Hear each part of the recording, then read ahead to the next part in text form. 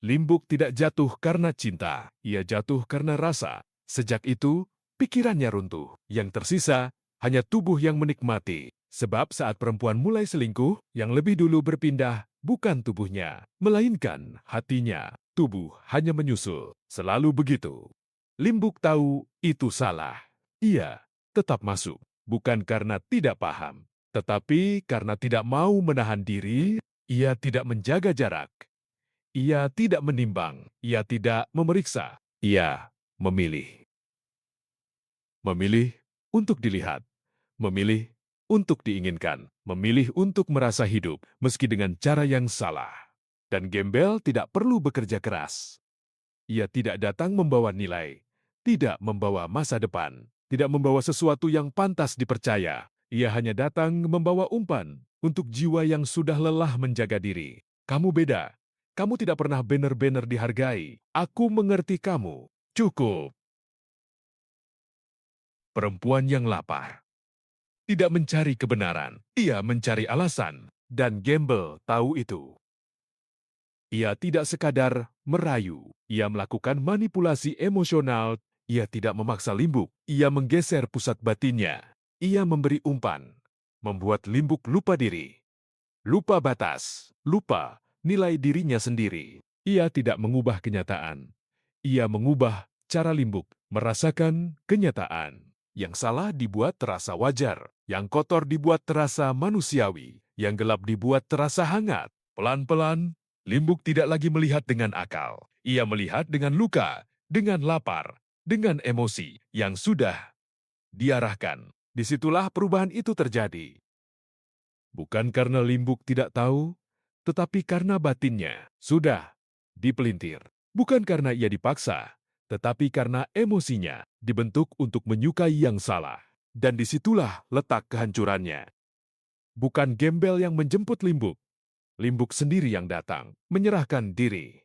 Bukan karena ditarik paksa, bukan karena diseret, tetapi karena umpannya memang bekerja sehebat itu. Gembel cukup menabur rayuan, pujian, dan ruang palsu bagi luka yang lapar diperhatikan. Sisanya, Limbuk yang melangkah, ia yang membuka pintu, ia yang mendekat, ia yang memberi izin kepada dirinya sendiri untuk masuk lebih jauh. Itulah manipulasi yang paling licin.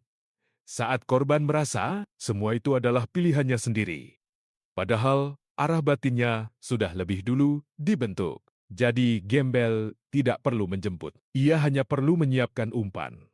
Dan ketika umpan itu menancap, Limbuk datang sendiri, membawa hati yang sudah pindah, akal yang mulai lemah, dan batas yang sudah longgar. Ia tidak menyentuh tubuh Limbuk lebih dulu. Ia menyentuh batinnya, bukan untuk menyembuhkan, tetapi untuk melemahkan.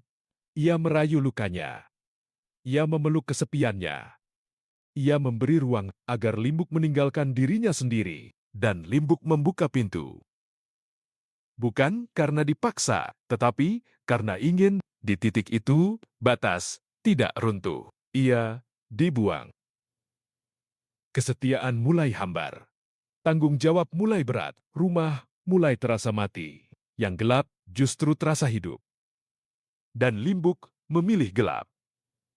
Aku cuma ingin kamu bahagia. Kalau ini salah, kenapa terasa hidup? Kamu cuma takut jujur pada perasaanmu. Kalimat seperti itu tidak mengubah kenyataan. Ia hanya memberi umpan dan membuat Limbuk lupa diri. Limbuk tahu ini kotor. Ia tetap tinggal. Ia tahu ini salah. Ia tetap mengulang. Ia tahu ini merusak.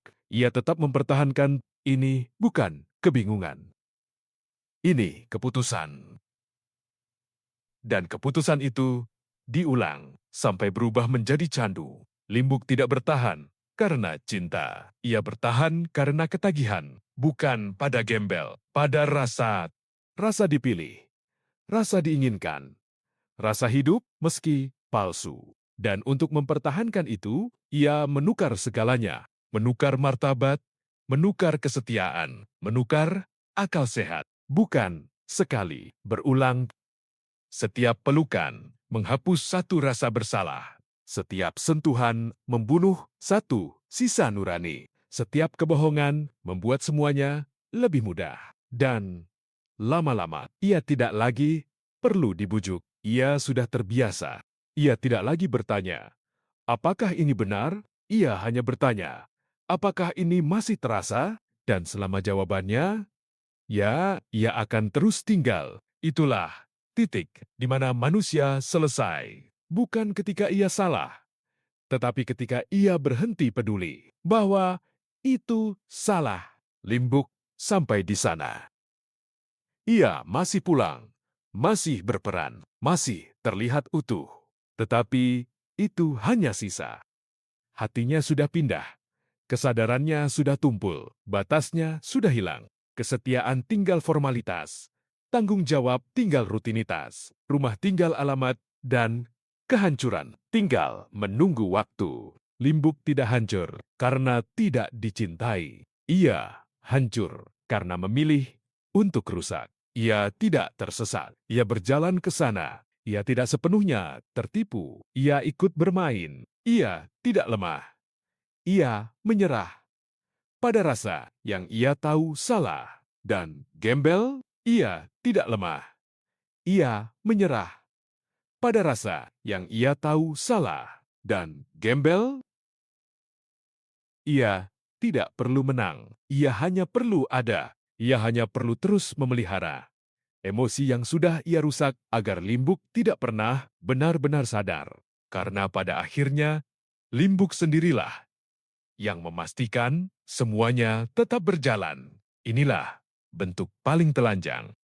Bukan tentang cinta, bukan tentang kehilangan, bukan tentang luka. Ini tentang seseorang yang tahu lalu tetap memilih hancur. Dan tentang orang lain yang tidak membangun cinta, melainkan membangun ketergantungan emosional. Ketergantungan itu diberi rayuan, diberi pujian, diberi pembenaran, lalu dipelihara sampai Limbuk tidak lagi mampu membedakan hangat dari rusak.